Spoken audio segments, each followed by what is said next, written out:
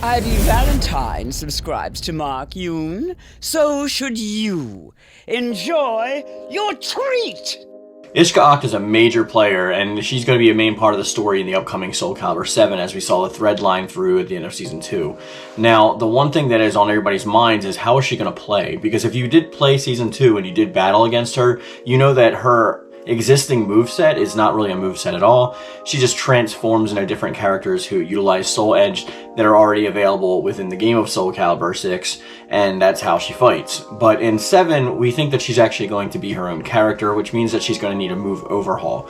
Now, whether this actually means that she's going to still utilize characters' movesets from Soul Edge wielders, we just don't know yet. I would like to actually put it forth that this is a possible way to bring back an old character while also having this new character become her own thing, and I want to talk about that. So on one hand, I'm actually a little hesitant to make this complete claim because I was saying that like we should make her the new Edgemaster, but being a villain, that would kind of take her out of the running for being a staple of the game, because obviously like once she's gone, she's going to be gone, right? Unless she's brought back somehow. So how do we incorporate this in a way that pays homage to Edgemaster but also makes her own thing?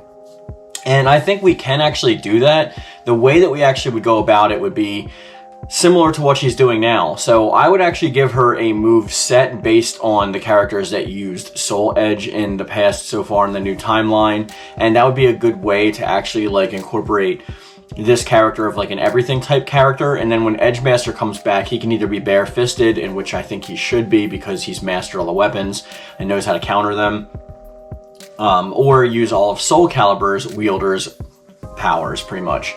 And I think that that would be a good juxtaposition and a good way to actually bring Edgemaster back to actually counteract Iska Acht in a way. So that could be one way that we do it, but how would it actually look? Like, we need a move set, right? So when it comes to Iska Acht and she's transformed into like Nightmare and like Cervantes and stuff like that, the way that we can go about doing this is like have her move strings actually utilize the weapons in a fighting stance style. So whatever move she uses is the weapon that she conjures. Think similarly to how like Aswell plays, or maybe Necrid even. When they actually conjure the weapons that they're using, they're like ethereal, they're like not really there. They're actually like made physical form into forms of like energy or something like that. But I think that Iska Acht is a being of more power than that, especially given new abilities that she's been given by like Nightmare or Algol, or wherever the hell she's getting her chaos energy from, the astral chaos maybe. I think that we can actually have her conjure these actual weapons as opposed to like energy weapons, because you know like Aswell kind of does this, but he does like the energy spear, or like Necrid will do like the energy axe or something like that. Instead of actually having an energy, have it like an actual physical weapon. So like if she's gonna do like an uppercut with like, let's say Soul Edge, maybe like the unawakened form or something like that, we can have her actually conjure Soul Edge to actually do the uppercut and do the pop-up. When she's doing something like going across the screen, we can actually see her conjure the Soul Edge version of Cervantes' weapons and actually do his move. And I think this is a good way to incorporate them, but also not actually take the direct moves, but not even put her own spin on it, but just pretty much change up the moves in a way that like they're not familiar yet familiar at the same time. So like for Cervantes' moveset, in case maybe instead of just going forward, I know at the end of that combo you can actually choose to like fully go through with it and commit, or you can actually like go up and down with a slam or whatever.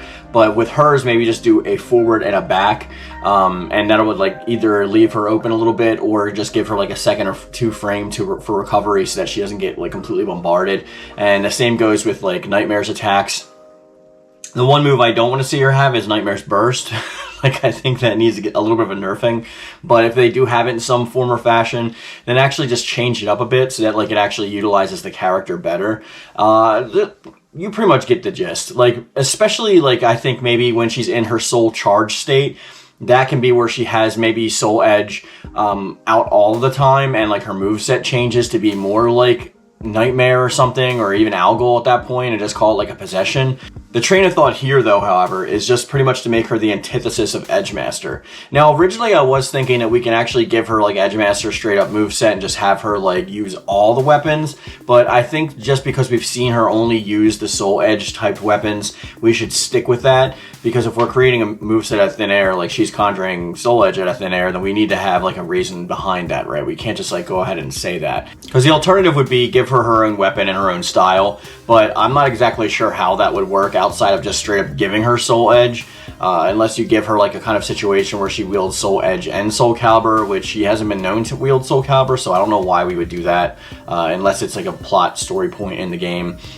Even the old version of Iska Acht from Soulcalibur Legends didn't really do that, so I don't really see her using any other moveset outside, or I should say I don't want to see her use any other moveset outside of Soul Edge weapons. I just think that's the best way that she can actually do that. Even if like they did a cool kind of like non-hitbox style effect with it, like if she's pulling out Soul Edge for a move, you see like Nightmare as kind of like a stand or something behind her, like just glowing and doing the move with her, similarly to any other moves that she would use from any other character. I think that would make her feel more boss-like, and I think that would actually increase her chances of being unique with just utilizing a twist on certain characters' variations of moves who have yielded Soul Edge or been possessed by Soul Edge in the past. So that's just a quick thought that I had. I don't know if there's anything else that we can actually add on to that, but I'm looking forward to your thoughts. I would really love to hear them in the comment section down below. This time I really actually want to start a conversation based on like what you think about her potential moveset, or what you thought about my moveset for her. I think that would be probably the best case scenario. Even if you have more specific instruction on like what her like down special would be, or her like her guard break ability, or like any of that stuff, I would love to hear in the comment section down below. So before we end the video, I want to get to the last video's poll. And the last video's poll actually stated, do you think we would get a time skip in Soulcalibur7? 53% of people said yes, but 5 years or less. 8% of people said yes, but 10 years or less. 2% of people with the lowest votes was yes, greater than 10 years. Thank goodness everyone's on the same page with me with that. 21% said no, it'll start right after Season 2, which is the second highest option, and 15% said not a noticeable one. This is out of a pool of 122 votes, and you can see some of the comments on the screen while we're talking about that.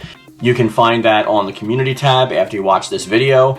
Maybe you found the video through that way from scrolling community tab anyway, but be sure to vote on the poll so you have a chance to show up in the next video. Before we end, I want to say please subscribe to the channel. Thank you for watching, and if you guys want to continue the conversation outside of the comment section, you can join me on my Discord. There's a link in the description box down below. And as I always say, guys, I love it. Thank you. And thank you.